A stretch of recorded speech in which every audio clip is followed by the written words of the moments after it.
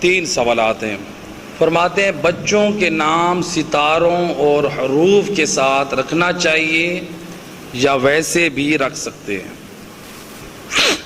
بچوں کے نام ستاروں اور حروف کے ساتھ ائمہ اہل بیت علیہم السلام کی روایات میں کہیں وارد نہیں ہوا کہ بچوں کا نام ستاروں پہ رکھا جائے یا بچوں کا نام حروف کے ساتھ رکھا جائے، بلکہ ائمہ اہل بیت سے جو روایت ہے کہ لم يدخل الفقر بیتا فیہ اسم محمد او احمد او علی او الحسن والحسین او حمزہ او طالب او جعفر او عبداللہ او فاطمہ من النساء.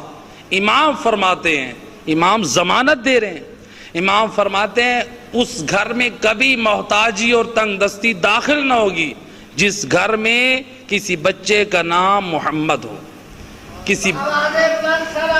اللہم صلی علی محمد، کسی بچے کا نام احمد ہو، کسی بچے کا نام علی ہو، کسی بچے کا نام حسن و حسین ہو، کسی بچے کا نام جعفر ہو، حمزہ ہو، طالب ہو، عبداللہ ہو، یا کسی بچی کا نام فاطمہ ہو.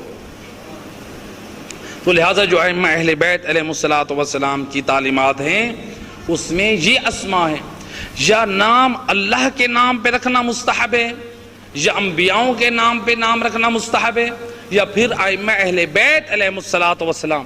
کتنا خوش نصیب ہے وہ مومن کہ جس کے گھر میں کبھی محمد کی آواز ہو، کبھی علی کی آواز ہو، کبھی حسن کی آواز ہو، کبھی حسین کی آواز ہو. تو میرے دوست ان ستاروں اور حروف کے چکروں میں نہ پڑ.